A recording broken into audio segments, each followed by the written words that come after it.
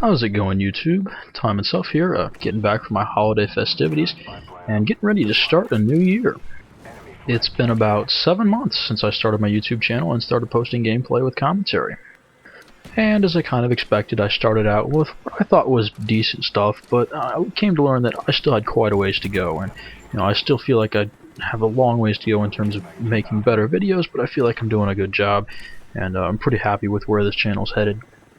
Well, let's be realistic here. The YouTube Call of Duty commentator, that niche, well, pretty well saturated, we'll put it that way. So if you're choosing to watch this video, I'm quite happy about it, so thank you for watching. So as a way to kind of say goodbye to 2010, I have a collage of various games with commentary that I think you'll kind of enjoy. There are different roles, and I am playing the role of the midfield / Slayer right now. Really all I have to do is sit somewhere in between the two flag points along some major traffic routes and kill people. Rack up some kill streaks and just generally keep the other team waiting to respawn. Ideally they're going to be trying to deal with the guy with the minigun in the tower rather than all the people running around taking the flags and running them back. So, distraction and killing, that's what I'm about here. There's no stealth or running around involved. If they keep coming to me, that's all the better. Now these guys aren't very good, so when you're using a shotgun, it's important to get in range. And you can do that either by camping or by sneaking around, and when you finally get close enough, you can go ahead and shoot them with your shotgun. Camping is definitely the easier route, but being a sneaky ninja is more fun. See here? Too far. Gotta get closer. Like that. Almost have the perfect game of CTF. No deaths, all the flag caps, but I'm going to try and cut my teammate off who has, well, he's taken my flag, and it didn't work, but whatever, it's still a pretty good game. Mission accomplished. Nice work.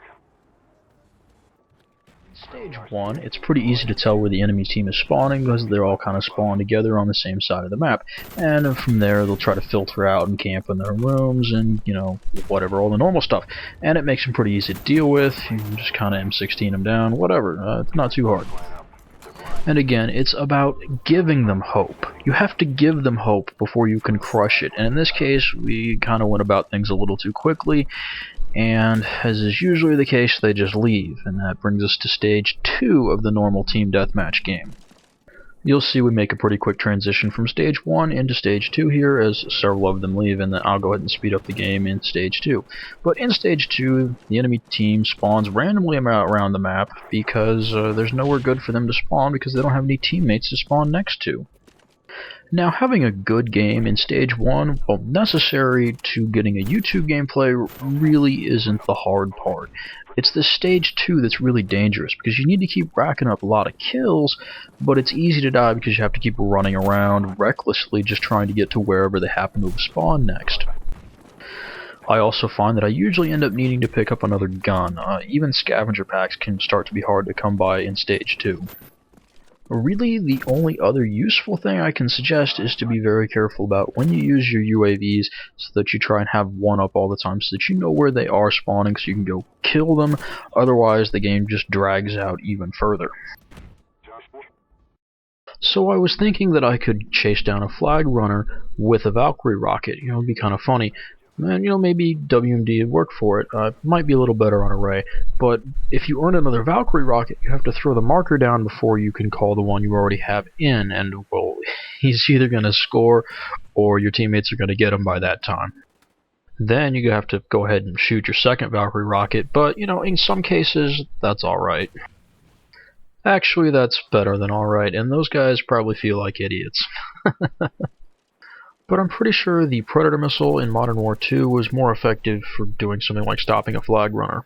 Because all you have to do is pull out the laptop and it comes from the sky, none of this shoulder or fired, gotta get around a building or over it or around some trees in order to get a decent shot. So I really don't understand why it's a 7 kill streak and why you have to call it in as a care package. Would just shoot me through the plywood or grenade me. But enemies aren't the entire threat to me right now. First of all, they call this the death machine for a reason. If you fire it too much, you will quite literally go deaf. death literally, but also figuratively, to any sense of reason, because well, you're carrying around a minigun, right? One of the other hazards is dumb teammates, like this guy right here. I don't know why, but it's both annoying and I'm sure it's hazardous to have him up here with me. I think the occupational capacity of this little tower is definitely limited to 1. I mean, what happens if a fire breaks out up here? And finally, this motion sensor thing, I don't have any idea what prolonged exposure to this thing would do. I'm guessing some form of sterility. I really don't want to find out. But again, there are different roles, and I'm going to stick to mine. Hopefully my teammates figure out what I'm doing, and they'll go ahead and work well with that. But in this case, well, the guy takes the flag and runs away from me, away from the rest of the team on the other side of the map, and straight into where the enemies just respawned. If you're a flag runner, that's not the way to do it. I know that if you play a lot of team death, the thing to do is to run into the enemy spawn and try and be a hero and kill them. As a flag runner, that's not quite what you want to do. Instead, you want to run back towards your teammates where it will be safe and there won't be any enemies. You might not get as many kills, but you will live more and you will probably get that flag cap.